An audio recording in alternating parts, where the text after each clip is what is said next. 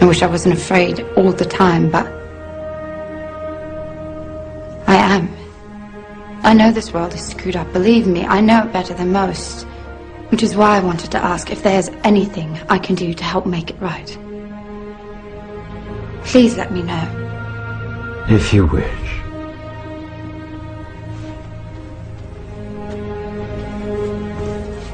Be very universum vivus vici. By the power of truth, I, while living, have conquered the universe. Personal motto? From Faust. That's about trying to cheat the devil, isn't it? It is. And speaking of the devil, I was wondering if your offer to help was still standing. Of course. It appears that unforeseen circumstances have accelerated my original plan. As a result, I'm in need of someone with some theatrical skill. I'll do my best. I believe you will. We are consciousness. All that is, has been, and ever will be. There is nothing to fear. Whatever happens, we are always that. Mind fears, because it's programmed to fear. When we're conscious, there's no fear in this. It's a shake of the head. Pathetic. Pathetic. Pathetic. And we need to do this. Compliance. We need to challenge that. Not with violence. Not even with aggression. We just need not to fight it. We need to walk away. Because without our acquiescence, it cannot survive. You know, when you look at a pyramid, we've been manipulated to believe the power in a pyramid is at the top. It ain't. The top of the pyramid is there because the rest of the pyramid's holding it up. We're holding this whole thing together. There's this story I told many years ago of a British comedian called Larry Grayson, who died. I kind of knew him vaguely, and not closely, but vaguely. I went to his memorial service in Covent Garden, and this other comedian did this tribute to his life in which he read out this story that Larry Grayson had told him. When they were going around the variety halls and the theatres in the 60s, they had this all-male show. And Larry Grayson was the only woman in it because he was dressed up as a woman. And he said that the end of the show, the last scene, all the sailors, all the men came on dressed as sailors, and they were singing Rule Britannia. You know, Rule Britannia, Britannia rules the waves. Oh, I'm very pleased for you. Okay? And as it built up, Larry Grayson would come on dressed as Britannia with the helmet and the shield, and he would be manhandled up the side of this pyramid to the top for the big finish. And he said one night, he said things seemed to be going rather well. He said, and then I noticed that a sailor in the bottom left-hand corner had got rather a cough. And this cough got worse and worse and worse to the point where the sailor couldn't stay in the pyramid anymore and stepped out of it. Larry Grayson, symbolic of this elite at the peak of the pyramid, ended up in the second row. And the elite, the power center, had done nothing to bring about this. One sailor, the bottom of the pyramid, had got a cough. And the whole thing collapsed. And I listened to that and I thought, my God, yes, that's it. We, the powerless people, are holding the powerful people up there, and they know that.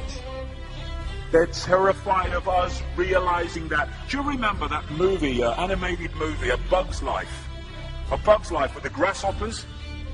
And what happened was there was these ants, an ant island as they called it, and these grasshoppers used to come every year and take all the food, and the ants had to spend a whole year gathering the food together for the grasshoppers because they were terrified of the grasshoppers. And there weren't many of these grasshoppers, and one day they're in their winter quarters in a tree, these grasshoppers, and they've got all the food they need, and someone suggested among the rank and file grasshoppers that they didn't need to go to Ant Island this year because they had all the food they needed. And then out came the leader of the grasshoppers to tell them the facts of life, and the few are going to control the many. It's a wonderful speech. If you ever can see that movie, A Bug's Life, I do recommend it. And he said, basically, They outnumber us 100 to 1. And if ever they figure that out, there goes our way of life. So we have to keep the pressure on, basically. We have to keep them working, so they don't figure out where the real power is. And that's why this network of manipulation works so hard to keep us in these states. Like I said earlier, what are people leaving foreclosed homes for? Foreclosed by banks that have caused the unemployment that lead to them having to leave their homes. Stay there, refuse to leave, make it difficult for them. Expose them for what they are. We make it so easy, the non-compliance.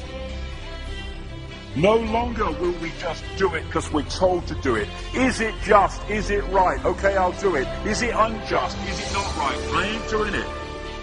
We start to make the decisions on what we will and will not do based on our values and not some imposition from the dark suits. These people are gonna give me, grant me, or grant me not my freedom. I'm all that is. You can't grant me freedom. No one can grant me freedom. I am freedom. It's what I am.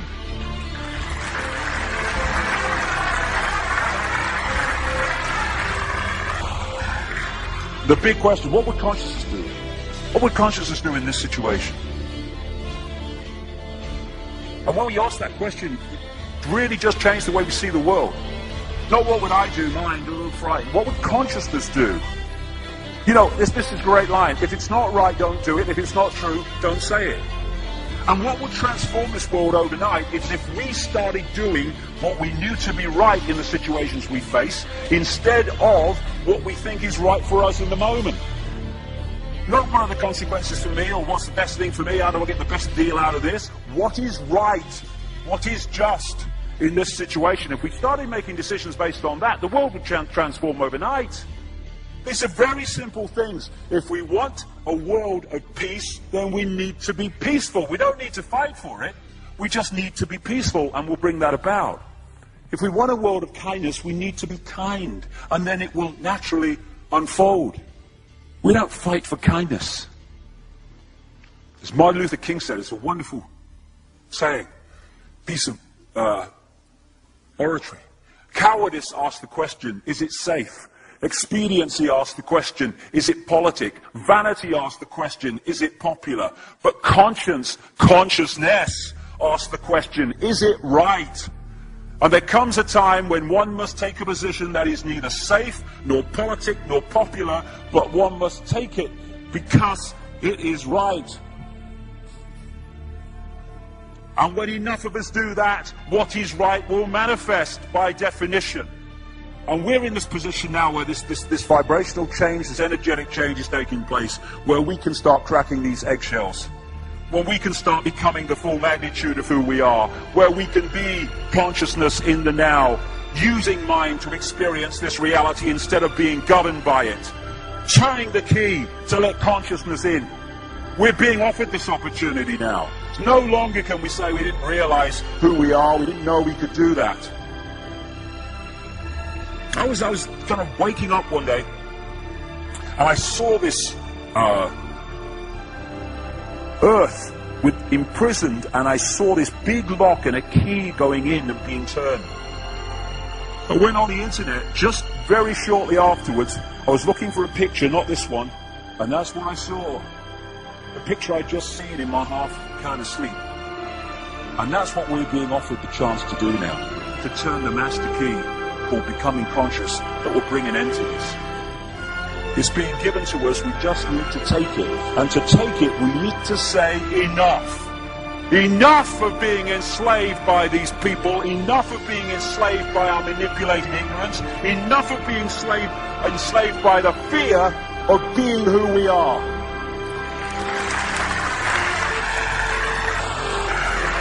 Enough! It is time to fly. It is time to fly. Thank you very much.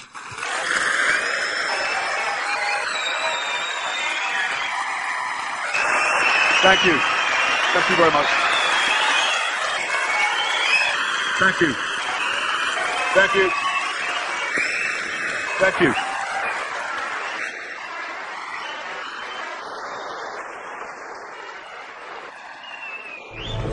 Enemy is approaching fast, requesting orders. General, what should we do? There's no response from command. Or from party leader Creedy. Stand down! Stand